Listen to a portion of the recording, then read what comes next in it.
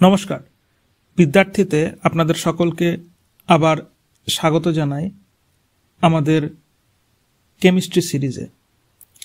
আজ আমরা করছি লেকচার 3 এবং আমরা এখনো ম্যাটার চ্যাপ্টারতেই আছি।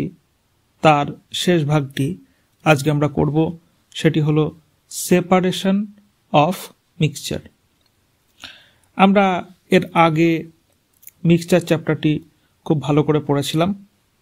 সেখানে আমরা হোমোজিনিয়াস এবং হেটারোজিনিয়াস মিক্সচার সম্পর্কে বেশ কিছু জিনিসপত্র দেখেছিলাম, যেমন সলিউট, সলভেন্ট, সলিউশন, লিকুইড এই রকম ধরনের দ্রবণ কীভাবে পাওয়া যায়। সলিডকে আমরা অ্যালয় বলি বা সংকর ধাতু, যেটা সম্বন্ধে পরবর্তীতে আমাদের ডিটেল স্টাডি আবার আসবে। অনেক কটি গ্যাস মিলে এয়ার তৈরি হয়। সলিড লিকুইড যেরকম চিনি জল বা লবণ জল, আর সলিড গ্যাস, এই দুটির একটা সলিউশন পাওয়া যেতে পারে। সেটা আমরা খুব ভালো করে মনে রাখতে বলেছিলাম যে হাইড্রোজেন এবং প্যালাডিয়াম গ্যাসের মিশ্রণ, এটিও একটি দ্রবণ, যেখানে প্যালাডিয়াম হলো সলিড এবং হাইড্রোজেন হলো গ্যাস। আর লিকুইড এবং গ্যাস যে কোনো কার্বোনেটেড ড্রিঙ্কস, এগুলো তো আমরা আগের দিন খুব ভালোভাবে দেখেছিলাম। এবার সলিউশনের কিছু প্রপার্টি, যে এটি হোমোজিনিয়াস এবং ইউনিফর্ম, আর পার্টিকেল সাইজ 10⁻⁻৯ মিটার, অর্থাৎ 1 ন্যানোমিটারের থেকে কম হয়। এই জন্য তো পার্টিকেলগুলো একদম দেখাই যায় না। এই জন্য এখানে টিন্ডাল ইফেক্টও দেখায়, ইভেন টিন্ডাল ইফেক্ট কোলয়েডেও দেখায়, আমরা দেখেছিলাম এর আগের দিনই।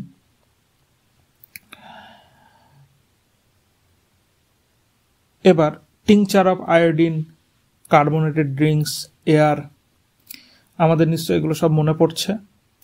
আনস্যাচুরেটেড সলিউশন, হাইপোটেনিক, আইসোটনিক এবং হাইপারটনিক সলিউশন, এগুলো আমাদের পরবর্তী যখন আমরা বায়োলজি পড়ব তখনও আসবে।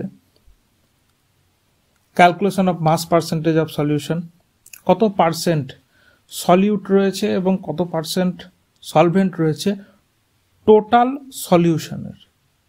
আমাদের এইটাই মনে রাখতে হবে যে নিচে আমাদের টোটাল সলিউশন এটা থাকবে। তারপর হেটারোজিনিয়াস মিক্সচার, যেটা নন ইউনিফর্ম, সাসপেনশন, কোলয়েড, এই ধরনের জিনিসপত্র। এবং আমরা টিন্ডাল এফেক্ট সম্বন্ধে জেনেছিলাম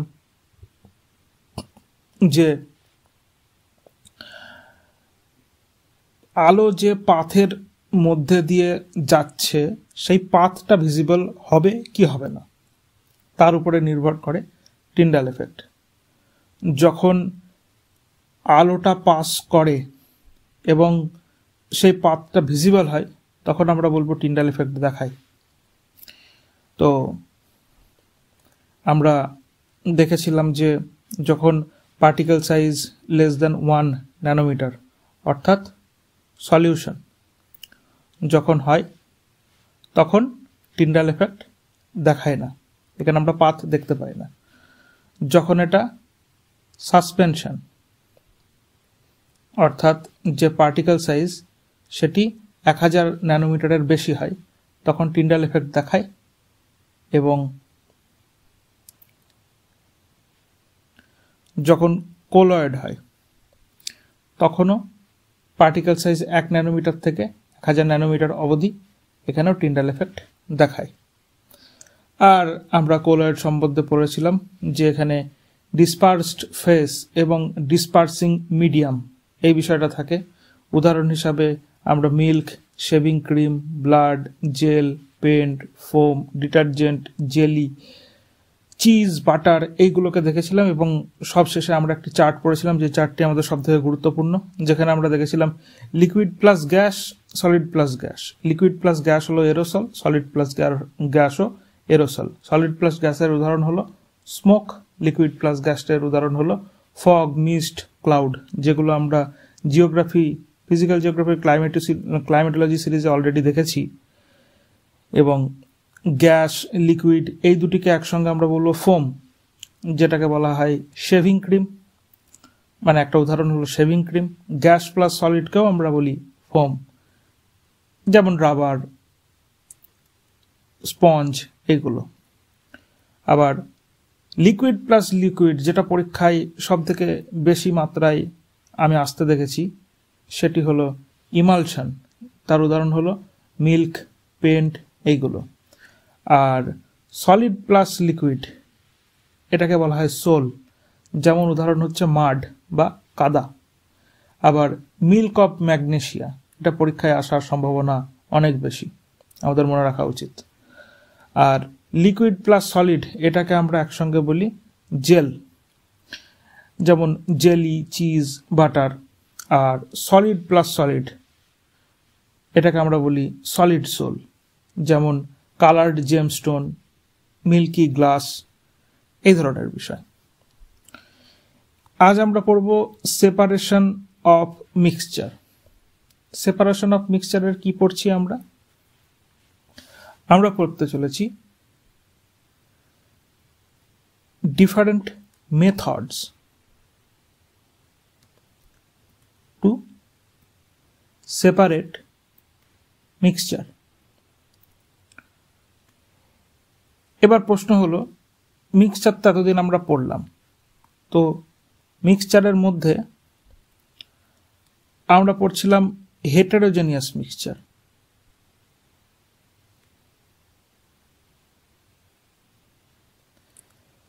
হেটেরোজেনিয়াস মিক্সচারের মধ্যে আমরা দেখছিলাম কি, যেমন হচ্ছে সাসপেনশন,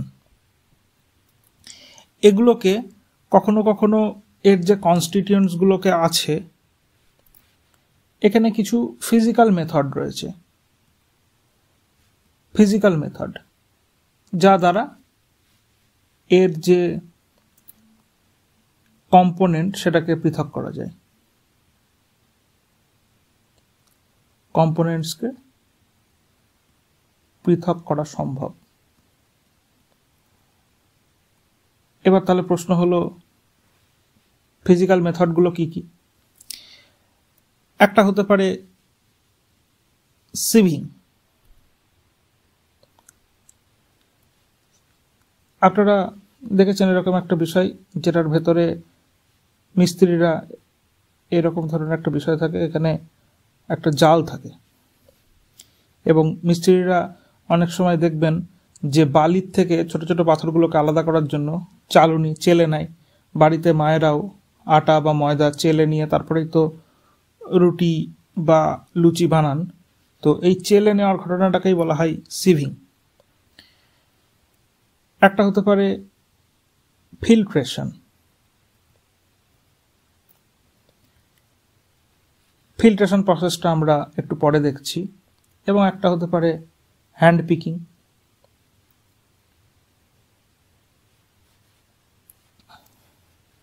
গ্রামের দিকে আমরা দেখেছি যে এরকম একটা কুলো, এরকম একটা বিষয় থাকে, এবং তার ভেতরে কোনো ডাল বা কিছুকে অনেকটা চালা হয়। চালার পরে যে ভারী বস্তুগুলো সেগুলো এদিকে চলে আসে, বা ভেতরে এরকম ছোট ছোট জিনিস থাকে। আমরা কি করি, আমরা একটা একটা একটা একটা করে হাত দিয়ে দিয়ে ওগুলোকে বাছাই করে করে বাইরে ফেলে দিই, এবং যেটা আমাদের ডিজায়ার্ড মেটেরিয়াল সেটার থেকে যে অশুদ্ধি সেগুলোকে আমরা বার করে দিই। অর্থাৎ আমরা মিক্সচার থেকে কম্পোনেন্ট আলাদা করি। তো হ্যান্ড পিকিংও একটা ফিজিক্যাল প্রসেস। এবং ফিল্ট্রেশন, আমরা এই যে একটা প্রসেস দেখতে পাচ্ছি, যেটাকে আমরা বলছি সিভিং। সিভিং কি, যে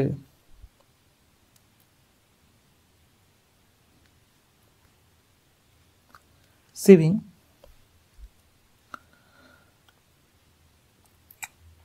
method of using a sieve, sieve মানে চালুনি, to separate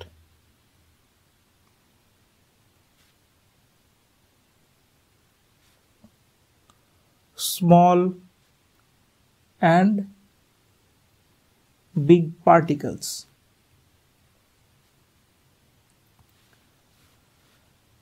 ছোট এবং বড় পার্টিকেলকে আলাদা করার জন্য এই সিভ বিভিন্ন রকমের হয়। কখনো কখনো আপনি দেখবেন চালুনিতে এইরকম জাল হয়, তো জালগুলির মধ্যে যে ছিদ্র থাকে সেই ছিদ্রগুলি বড় বড়, কখনো আপনি দেখবেন যে চালুনির ভেতরে যে জাল থাকে সেই ছিদ্রগুলি অনেক ছোট ছোট, তার মানে এখানে বড় পাথর আটকাবে, এখানে আরও ছোট পাথর আটকাবে। তো আপনারা নিশ্চয়ই দেখেছেন, এগুলো নিয়ে আর বেশি বলার প্রয়োজনীয়তা নেই। আমাদের যেটা ইম্পর্টেন্ট দরকার সেটি হলো ফিল্ট্রেশন প্রসেস। দেখুন, এটা ফিল্ট্রেশন।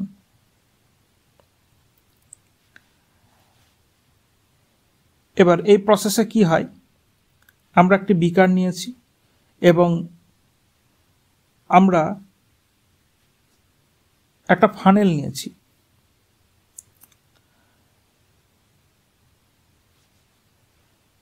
ফানেলের ভেতরে আমরা একটা ফিল্টার পেপার, একটা নর্মাল যে ফিল্টার পেপার থাকে সেই ফিল্টার পেপারকে আমরা জড়িয়ে নিয়েছি, দিয়ে এরকম শেপ দিয়েছি।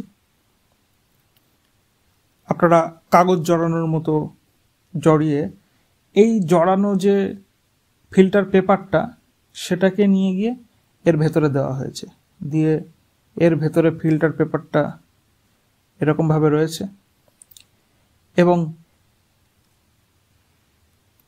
আমরা যে নন হোমোজেনিয়াস মিক্সচার রয়েছে বা হেটারোজেনিয়াস মিক্সচার রয়েছে, যেমন স্যান্ড প্লাস ওয়াটার,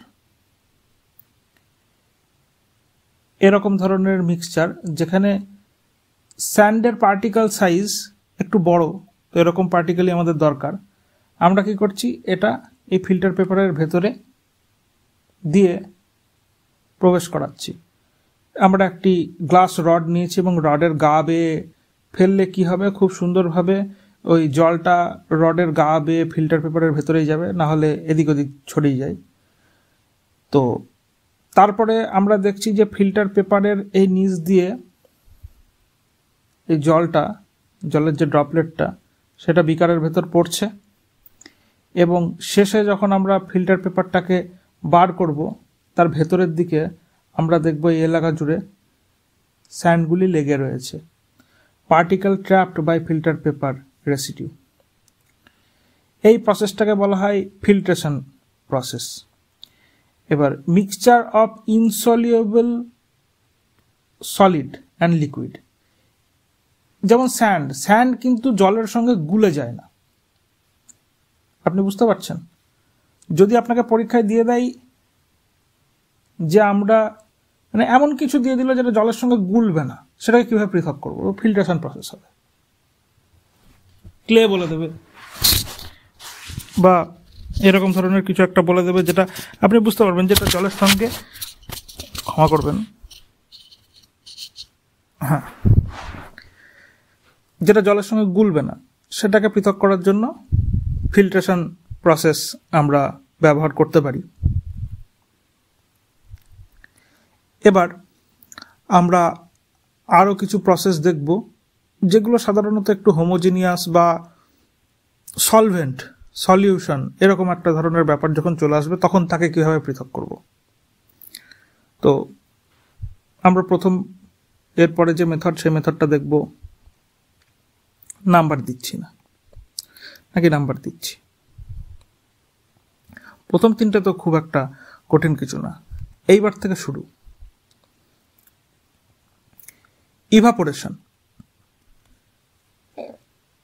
ইভাপোরেশন প্রসেসের মাধ্যমে আমরা কি করি,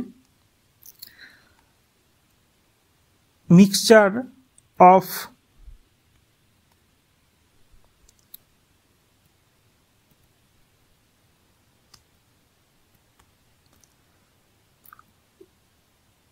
non-volatile and volatile substance,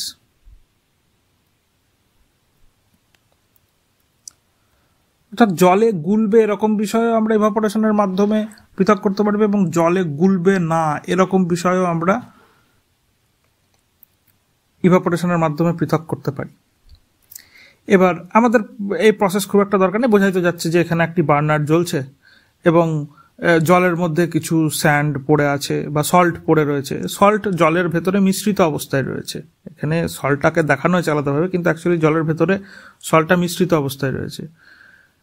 এবার কি করছে, আমরা এটাকে হিট দিচ্ছি এবং হিট দেওয়ার পরে কি হচ্ছে, জলটা ইভাপোরেট করে যাচ্ছে, অর্থাৎ জলটা বাষ্পীভূত হয়ে যাচ্ছে এবং তারপরে নিচে এই যে বিন্দু বিন্দু বিন্দু বিন্দু যে বিষয়টা, এই যে এখানে যে বিন্দু বিন্দু বিন্দু বিন্দু বিষয়টা, ওই সল্টটা পড়ে থাকবে। তো এটা হলো ইভাপোরেশন প্রসেস, খুব সহজ। এবার আমাদের মনে রাখতে হবে ইহার অ্যাপ্লিকেশন। কিসের কিসের মিশ্রণকে পৃথক করতে ব্যবহার করা হয়। পরীক্ষায় যদি এরকম আসে যে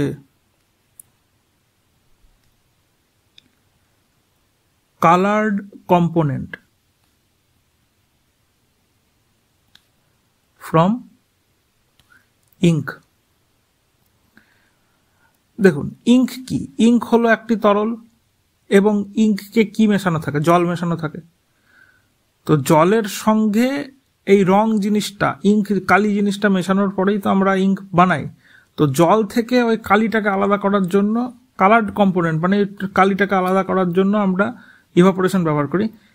কিন্তু যখন আপনাদের বলবে যে কম্পোনেন্টস অফ ইঙ্ক বা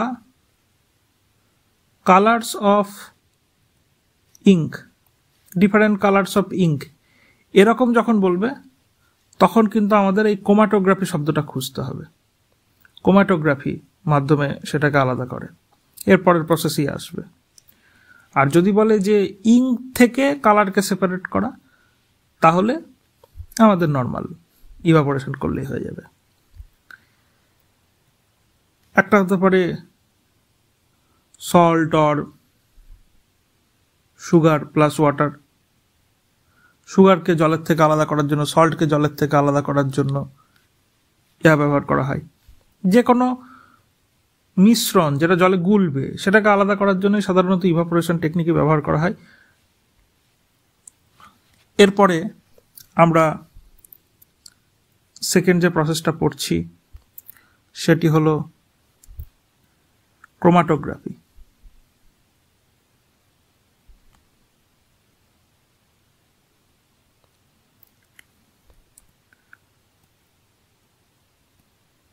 chromatography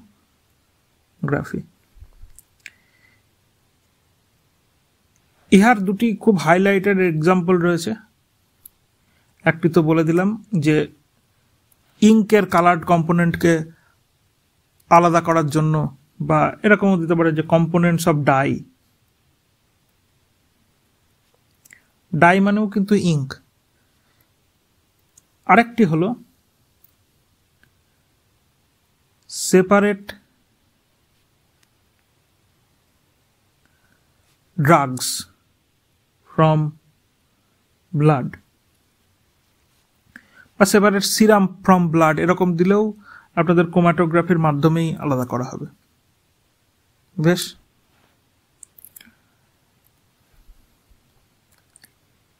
used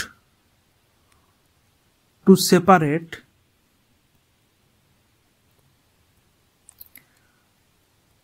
solute that can dissolve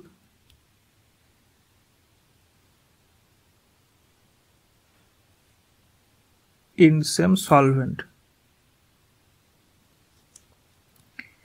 এরকম ধরনের যদি এনে সেম সলভেন্ট, এখানে এরকম ধরনের যদি কোনো আপনি স্টেটমেন্ট পান, সেটা ক্রোমাটোগ্রাফির জন্য দেওয়া হয়েছে।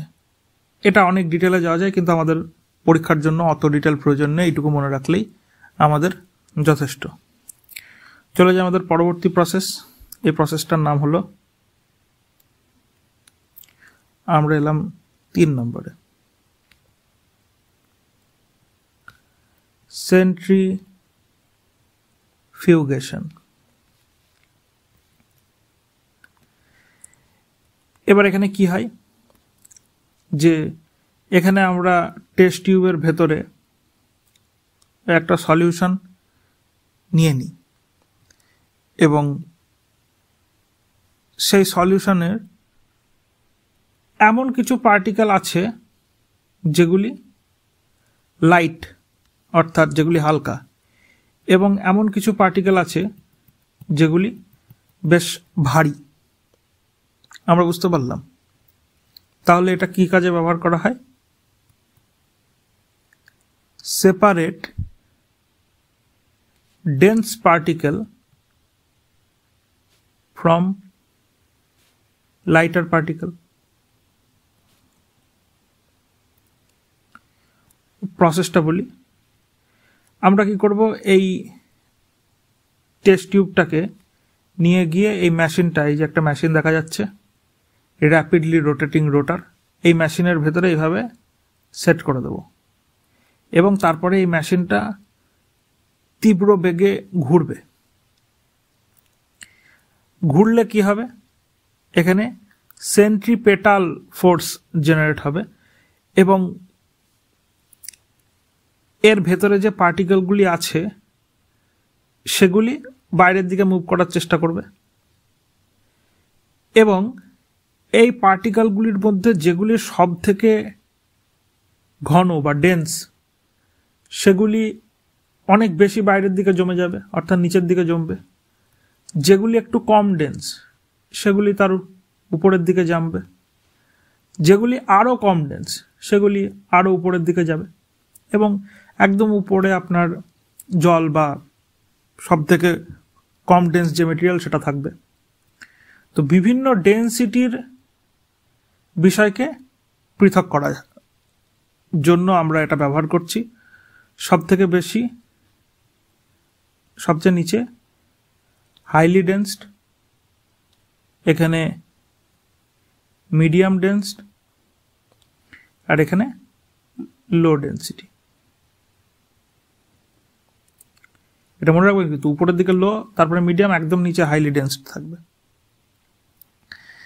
এবার সেন্ট্রিফিউগেশনের মাধ্যমে কিসের কিসের কোন কোন বিষয়কে আলাদা করা হয় এর এক্সাম্পল যেগুলো পরীক্ষায় আসে। Separate cream from milk. আপনারা লস্যির দোকানে দেখবেন একটা এরকম বিষয় থাকে, এই যেটা হয়তো এরকম এরকম এরকম এরকম এরকম এরকম করা থাকে। এটা ওই দুধের ভেতরে দিয়ে খুব জোরে জোরে ঘোরানো হয়, তাহলে দুধ থেকে ক্রিমটা আলাদা হয়ে যায়। একটা হতে পারে separate butter from cream.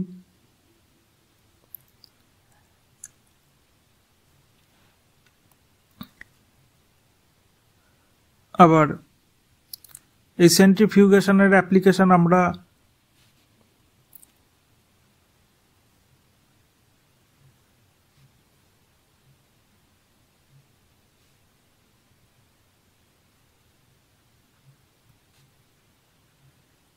Water from wait clothes. এটা টেকনিক্যালি খুব বেশি ঠিক না, তো আপনি যারা ধোপা তারা অনেক সময় উপরের দিকে কাপড়টাকে তোলেন এবং নিচের দিকে আবার ঝাড়েন, তাহলে ওয়াটার এবং ময়লাগুলো বেরিয়ে যায়। এরকম কিছু একটা লজিকে হবে, কিন্তু এটা এসএসসির প্রিভিয়াস ইয়ার কোশ্চেনে এসেছিল। তারপর আমরা একটা প্রসেস পড়ব, সেটি হলো সেপারেটিং ফানেল।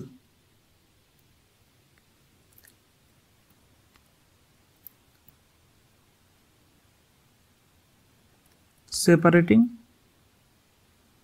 ফানেল।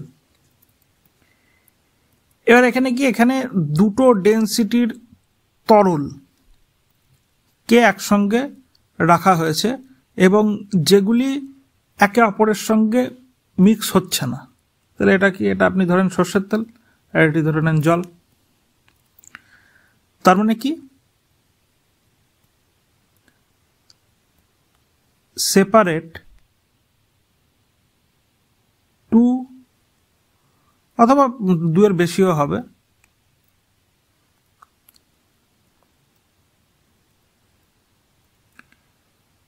ইমমিসিবল মানে যাকে মিক্স করা যায় না, এরকম liquid.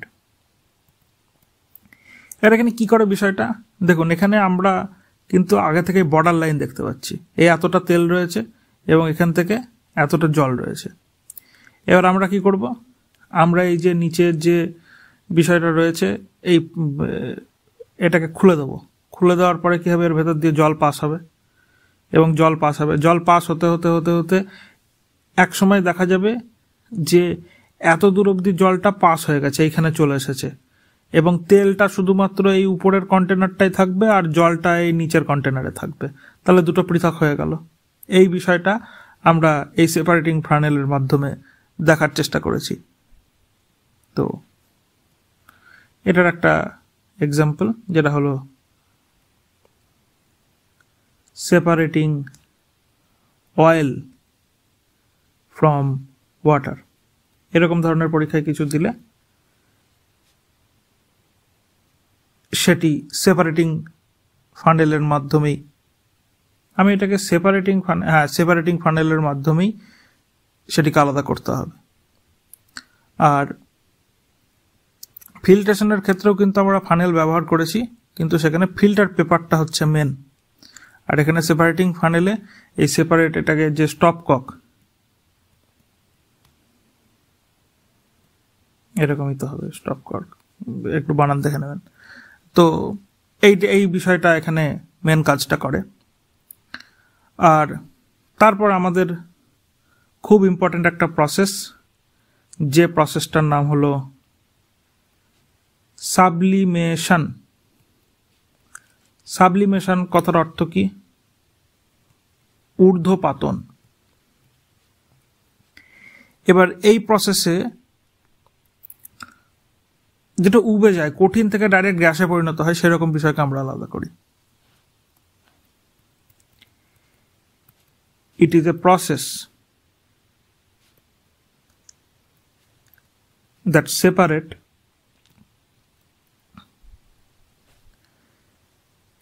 a sublime component,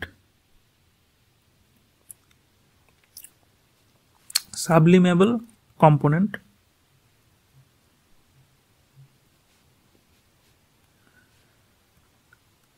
from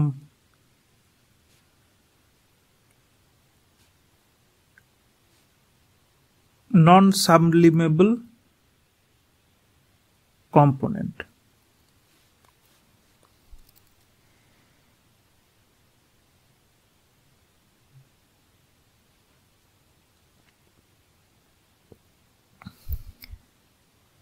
একটা এর খুব বিখ্যাত উদাহরণ পাওয়া যায়,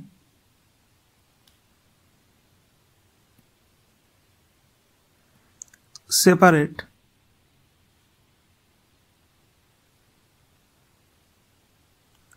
অ্যামোনিয়াম বানান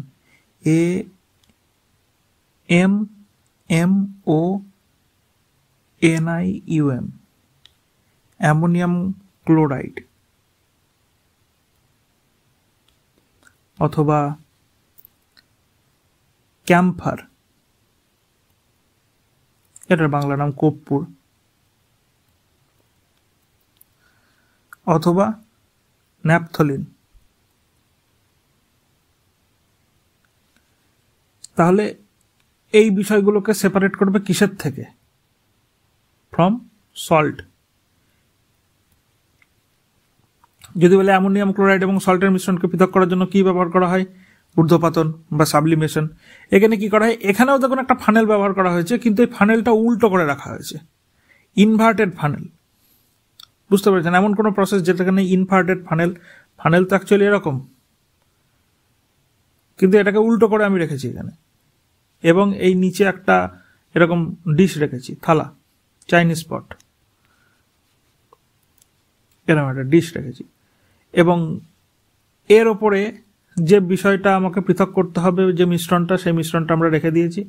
এর ওপর এই ফানেলটা থাকবে এবং ফানেলের উপরে একটা কটন অর্থাৎ তুলো দিয়ে আটকে দেওয়া হয়েছে, কারণ এই তুলোর আশেপাশে বা এই যে ফানেলের গায়ে ঠিক আছে, এখানেই তো আমাদের সাবলাইন কম্পোনেন্টগুলো জমবে।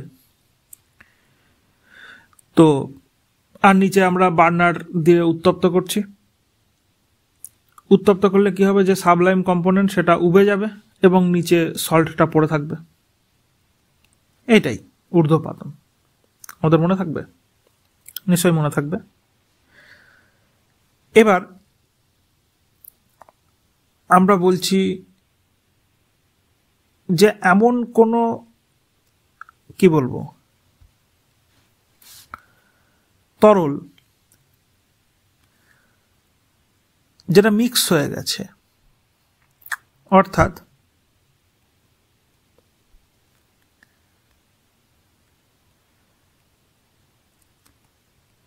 এমন তরল যারা একে অপরের সাথে মিশে আছে।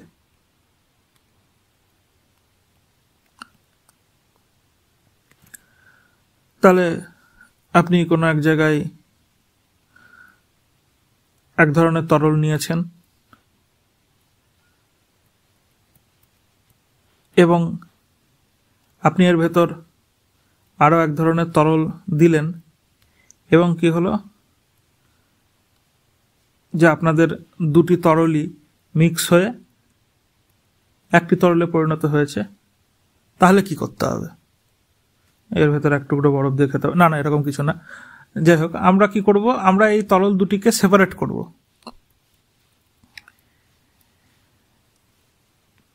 তো সেই সেপারেশনটা কিভাবে করব, কোন প্রসেসে করব? তো সেই প্রসেসটার নাম হলো ডিস্টিলেশন।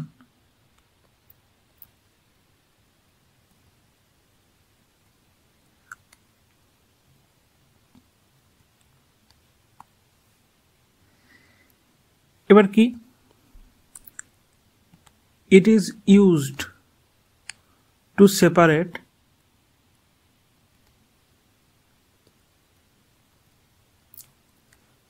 miscible liquid.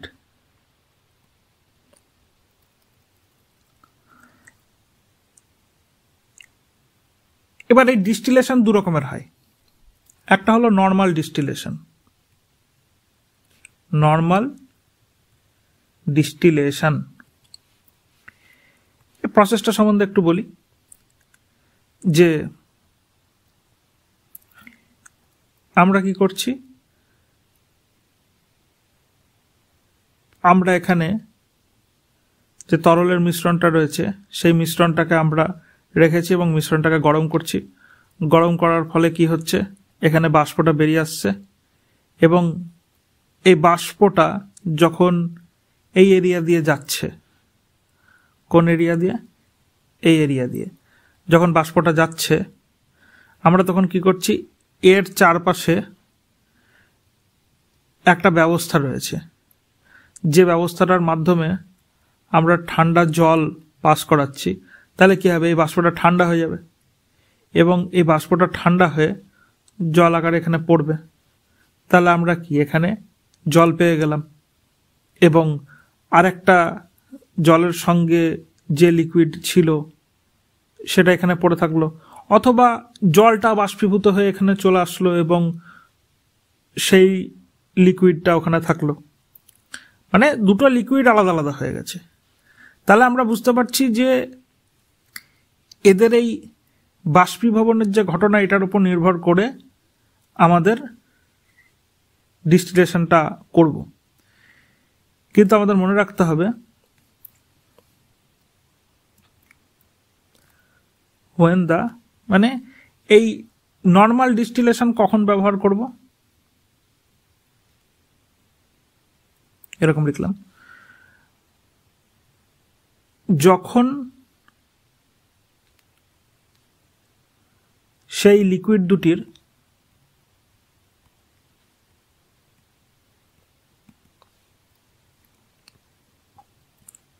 কি বলবো vaporisation temperature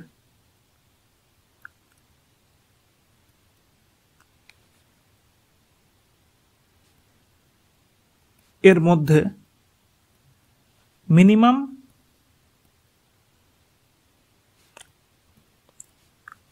25 kelvin 25 kelvin distance আছে,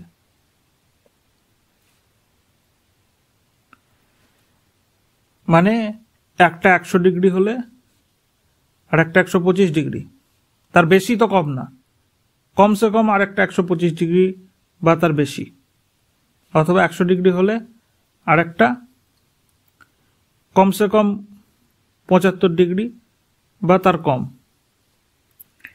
এই রকম ধরনের দুটি লিকুইড থাকলে তবেই সেটাকে নর্মাল ডিস্টিলেশনের মাধ্যমে পৃথক করা যাবে। আর যদি 25 কেলভিন ডিস্টেন্স লিখছি, ডিফারেন্স বলি, ডিফারেন্স শব্দটা ভালো। এবার 25 কেলভিন ডিফারেন্সের কম হলে যে প্রসেসটা ব্যবহার করা হবে সেই প্রসেসটার নাম ফ্র্যাকশনাল ডিস্টিলেশন। শুধুমাত্র এই ফ্র্যাকশনাল ডিস্টিলেশন আর এই 25 কেলভিন এর কম ডিফারেন্স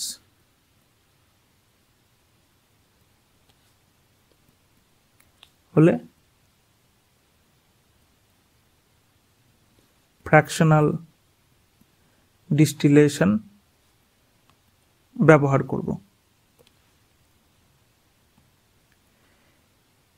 শুধু এই ফ্যাক্টটাই পরীক্ষার জন্য খুব ইম্পর্টেন্ট, আমাদের মনে থাকবে। আর ডিস্টিলেশন ক রকমের হয়? 2 রকমের।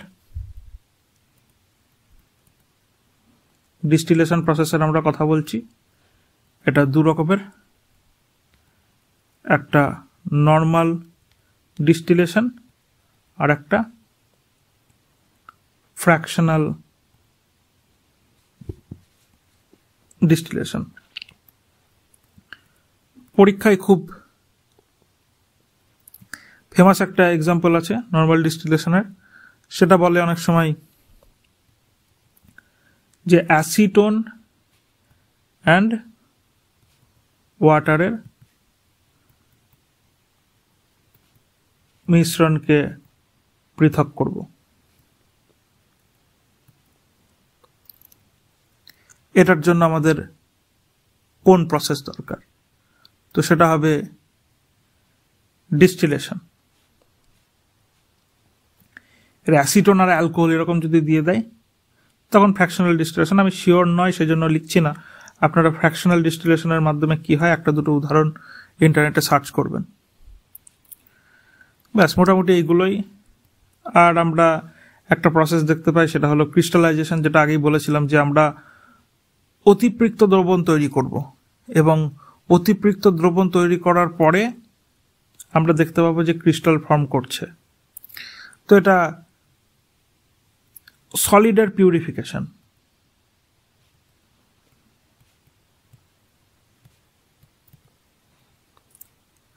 সলিডের পিউরিফিকেশনের জন্য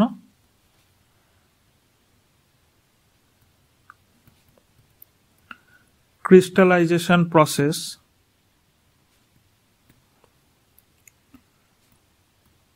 ব্যবহৃত হয়।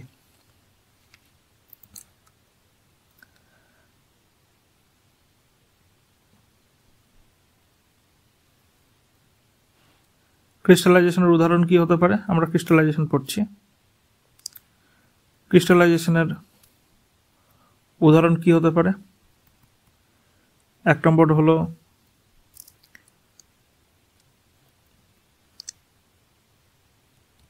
separate salt from sea water। এটা মনে রাখবেন, সি ওয়াটারে কিন্তু যে মানে সল্টটা থাকে সেটা অনেক বেশি পরিমাণে থাকে।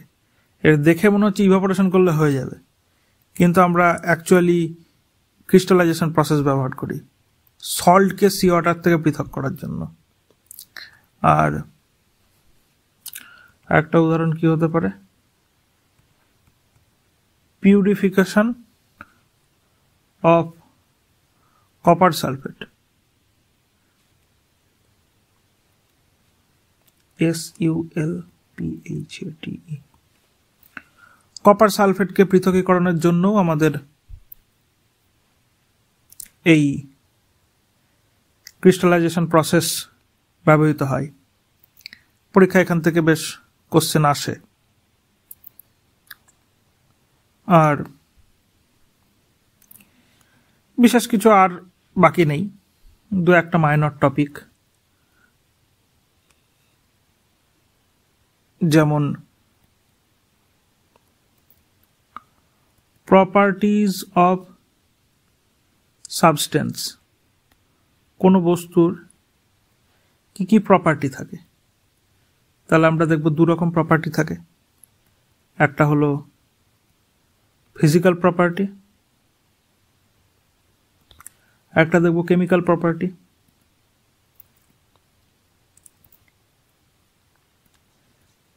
এবার অনেক সময় পরীক্ষায় এই এক্সাম্পল তুলে বলে যে এটা ফিজিক্যাল না, এটা কেমিক্যাল প্রপার্টি। তো আমাদের মনে রাখতে হবে ফিজিক্যাল প্রপার্টির উদাহরণ একটা রিজিডিটি, সেটা কতটা শক্ত, একটা কালার, একটা ফ্লুইডিটি, একটা বয়েলিং পয়েন্ট, একটা মেল্টিং পয়েন্ট, একটা হতে পারে ডেন্সিটি। ডেন্সিটি মানে কি? ঘনত্ব। হার্ডনেস,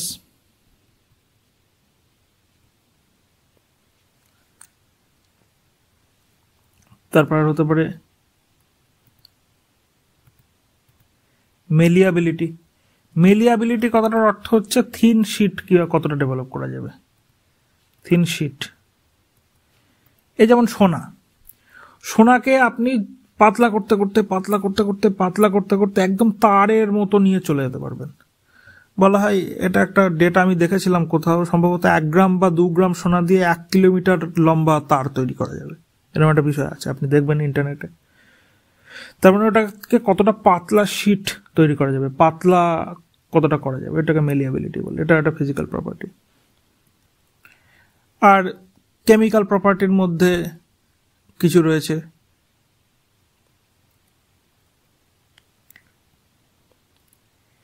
এরকম যদি বলে অর্ডার, যেমন বলে কম্পোজিশন। জল কি দিয়ে তৈরি? হাইড্রোজেন এবং অক্সিজেন মিলে, এটা তার কেমিক্যাল প্রপার্টি, মনে থাকবে তো। ব্যাস। আর একটা, আমরা যখন পড়াশোনা শুরু করি সেই সময় আমরা পড়ি দুটি বিষয়, একটি হলো ভৌত পরিবর্তন,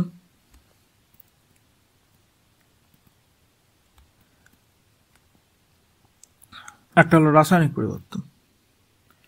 এই দুটোর মধ্যে তফাৎ। তো ভৌত পরিবর্তনে কি হয়?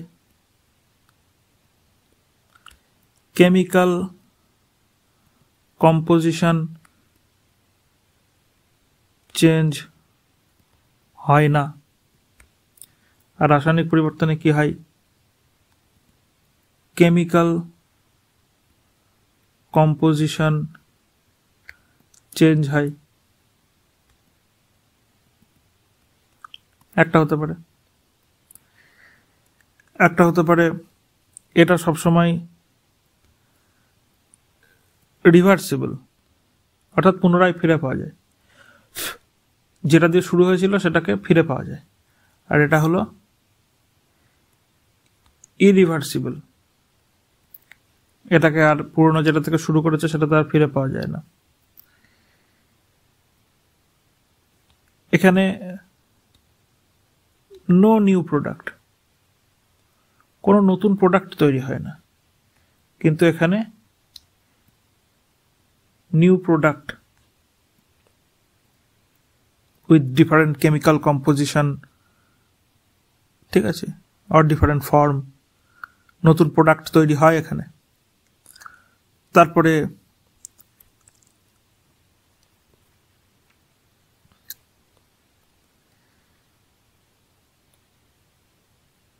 এখানে সামান্য চেঞ্জ হয়, কিন্তু নো রিলিজ অফ এনার্জি, কিন্তু এখানে রিলিজ অফ এনার্জি। মানে এগুলো এমন লিখছি যে পরীক্ষায় আপনাদের অপশন এলিমিনেট করতে সুবিধা হবে, বুঝতে পারা যাচ্ছে। তারপর এরকম দিতে পারে যে এই যে কেমিক্যাল বন্ডের উপরে এফেক্ট পড়ে, চেঞ্জ হয়, ঠিক আছে।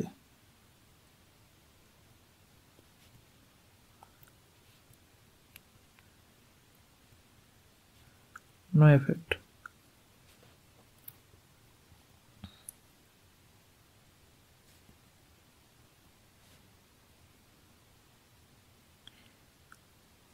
কেমিক্যাল বন্ড চেঞ্জ হয় বা কেমিক্যাল বন্ডের উপর এফেক্ট পড়ে। এবার এটা কিছু উদাহরণ দেওয়া যাক। এক্সাম্পল হচ্ছে মেল্টিং অফ আইস, বরফ গলন, এটা একটা ভৌত পরিবর্তন, কারণ সেই বরফটাকে আমরা মানে সেই জলটাকে আবার আমরা ঠান্ডা করে বরফ করে দিতে পারি। কিন্তু বার্নিং অফ কোল,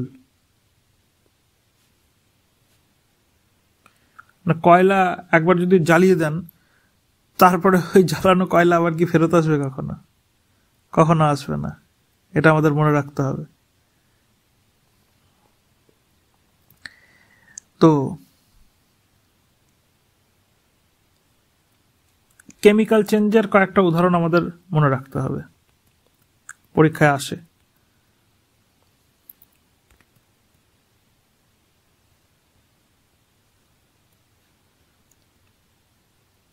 একটা ওই বলে দিলাম, burning of coal.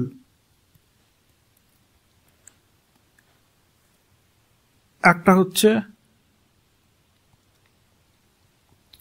Rotting of বানানা, কলা পেকে যাওয়া বা পচে যাওয়া। একটা হতে পারে ফায়ার ওয়ার্কস,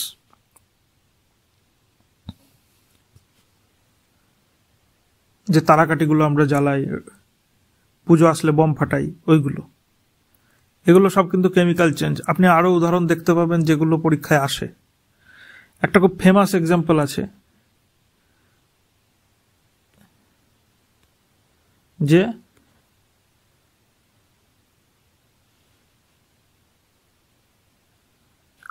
আমাদের কাছে একটা মোমবাতি রয়েছে এবং সেই মোমবাতিতে আগুন জ্বলছে, এবং আগুন জ্বলার সঙ্গে সঙ্গে আমরা দেখতে পাচ্ছি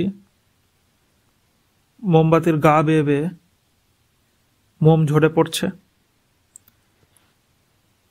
এবং মোমবাতির ভেতরে যে থ্রেড অর্থাৎ যে সুতোটা ছিল সেটাও আস্তে আস্তে জ্বলছে। তো এই মোমবাতির এই যে থ্রেড,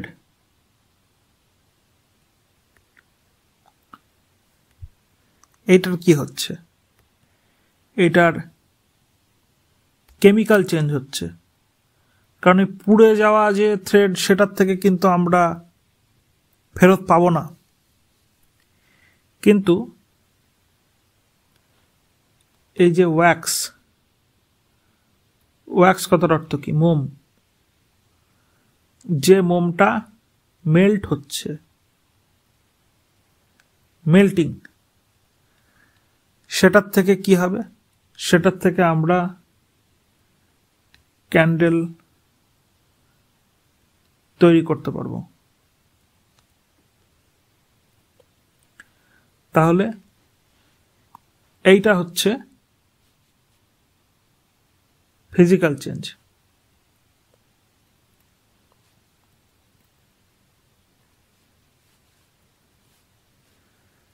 এবার যদি পরীক্ষায় আপনি প্রশ্নের ধরন দেখে এটা বুঝতে পারছেন যে ওই মোমটার কথা বলা হচ্ছে না, এটা যে স্পেসিফিকলি মেনশন করে দেবে যে মোমটা পুড়ে উবে যাচ্ছে, সেই মোমটাকে কি আমরা ফেরত আনতে পারবো? সেই মোমটাকে কিন্তু আমরা ফেরত আনতে পারবো না, ওটা কিন্তু কেমিক্যাল চেঞ্জ হবে।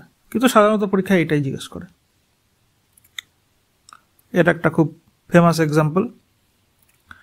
তাহলে আমাদের অফিসিয়ালি ম্যাটার চ্যাপ্টারটি শেষ হলো। সেটিতে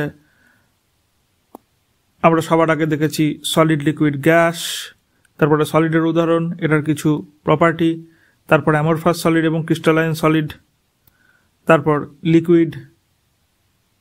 লিকুইডের মধ্যে বিভিন্ন রকম জল হতে পারে, পারদ হতে পারে, ব্রোমিন হতে পারে, সলিড, লিকুইড, গ্যাস। এই যে পেজটা করা হয়েছে সেটা আপনারা কিন্তু খুব ভালোভাবে পড়বেন, কারণ এখান থেকে কোশ্চেন আসে।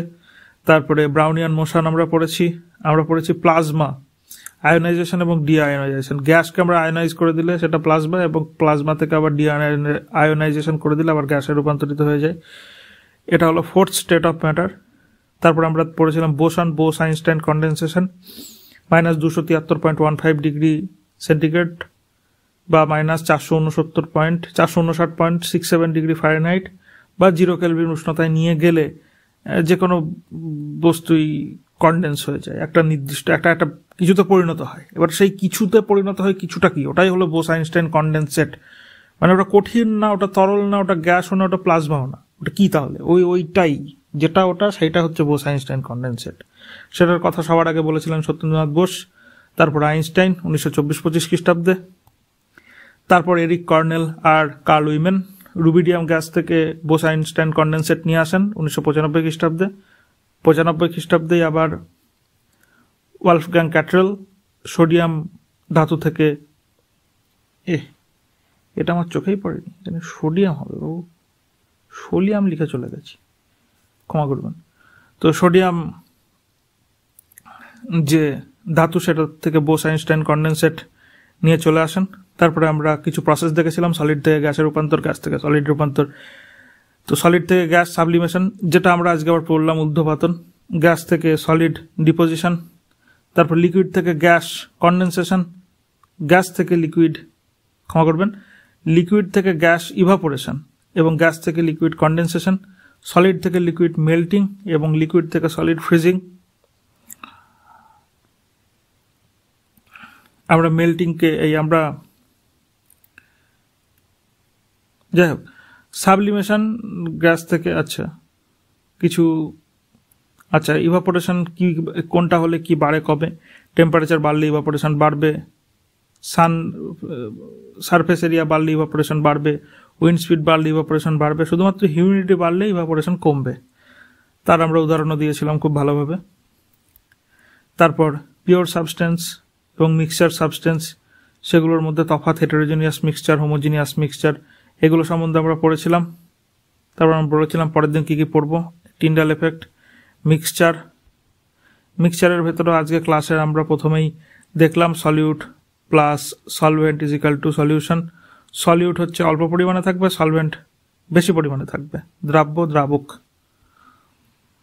তারপর পার্টিকেল অফ সলিউশন, যার particle size, tincture of iodine, যেটাকে অ্যান্টিসেপটিক বলা হয়। পরবর্তীতে অ্যানালজেসিক একটা বিষয় আসবে, সেটা এই মুহূর্তে জগা খিচুড়ি করছি না, এটা অ্যান্টিসেপটিক, মনে রাখবেন অ্যান্টিসেপটিক, নীল ওষুধ বলে খ্যাত। ডাক্তার কাছে গেলে আপনার নীল ওষুধ লাগিয়ে দেয়।